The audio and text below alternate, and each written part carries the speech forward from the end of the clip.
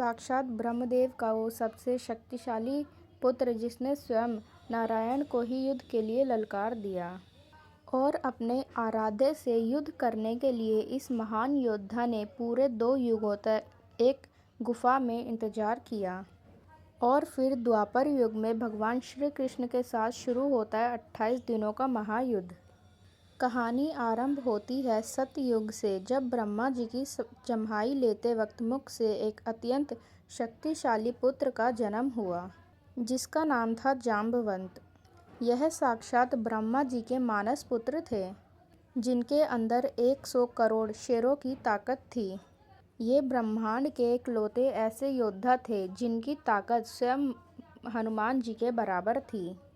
इनकी शक्ति का अंदाज़ा इस बात से लगाया जा सकता है कि जब वामन देव ने अपने 3 कदमों में पूरा ब्रह्मांड नाप दिया था, जब जामवंत जी ने अपनी जवानी में भगवान वामन की 21 बार परिक्रमा की थी। फिर आया त्रेता युग, जामवंत जी ने भगवान राम जी की सेना का साथ दिया। पूरे रामायण काल में साक्षात नारायण के अलावा कोई ऐसा योद्धा नहीं था जो जामवंत जी से युद्ध कर सके। ये वही थे जिन्होंने हनुमान जी का मार्गदर्शन किया और उन्होंने हनुमान जी की भूली हुई शक्तियों की याद दिलाई। लंका विजय के बाद जामवंत जी ने अपने आराध्य प्रभु श्री राम को युद्ध के लिए ललकारा। भगवान राम मर्यादा पुरुषोत्तम थे, इसलिए उन्होंने जामवंत जी से कहा कि इस युग में नहीं, जब मैं द्वापर युग में कृष्ण बन के आऊँगा तब तुम्हारी इच्छा अवश्य पूर्ण करूँगा।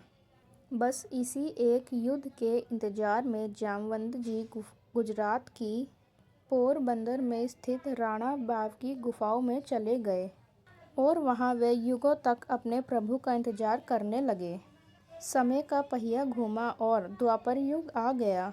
एक बार भगवान श्री कृष्ण मणि की खोज में उसी गुफा में पहुंच गए। वहां उन्होंने देखा कि जामवंत जी की पुत्री उस मणि से खेल रही है। जैसे ही भगवान श्री कृष्ण ने उस मणि को लेने की कोशिश की तो जामवंत जी ने भगवान श्री कृष्ण को युद्ध के लिए ललकारा। दरअसल यह मणि भगवान श्री कृष्ण की पत्नी सत्यभामा के पिता सत्राजित के पास थी और उन्हें ये मणि भगवान सूर्यदेव ने दी थी। सत्राजित ने यह मणि अपने देवघर में रखी। वहाँ से वह मणि पहनकर उनका भाई सप्रेंजित आखेट के लिए चला गया। जंगल में उसे उसके घोड़े सहित एक सिंह ने मार दिया और मणि अपने पास रख ली। सिंह के पास मणि देखकर जामवंत जी ने सिंह को मारकर उस मणि को ले लिया। उस मणि को लेकर वह अपनी गुफा में चले गए, जहाँ उन्होंने इसको खिलौने के रूप में अपनी पुत्री को दे दी।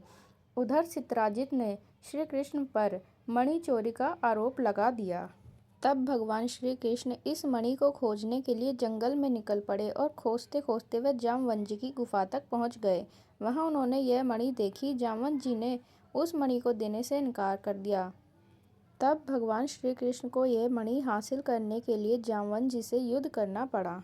फिर शुरू हुआ ब्रह्मांड का सबसे भयंकर मल्ल युद्ध। यह युद्ध कुछ दिनों तक नहीं बल्कि 28 दिनों तक चला। 28वें दिन अजय व बलशाली जामवंत जी का शरीर कांपने लगा। उनका रोम रोम कह रहा था कि पूरे ब्रह्मांड में नारायण के अलावा कोई देव या दानव नहीं जो उन्हें पराजित कर सके। तब भगवान श्री कृष्ण ने अपने अलौकिक रूप में प्रभु श्री राम का दर्शन दिया। जामवंत जी की युगों की इच्छा पूरी हो गई। वह रोते हुए अपने प्रभु के चरणों में गिर पड़े, उनसे माफ़ी मांगी और अपनी पुत्री का विवाह भगवान श्री कृष्ण ने करा दिया। गुजरात की पोरबंदर गुफा आज भी इस बात का जीता जागता सबूत है। अगर आप भी भगवान श्री राम की इस लीला को मानते हैं तो कमेंट में जय श्री राम जरूर लिखें।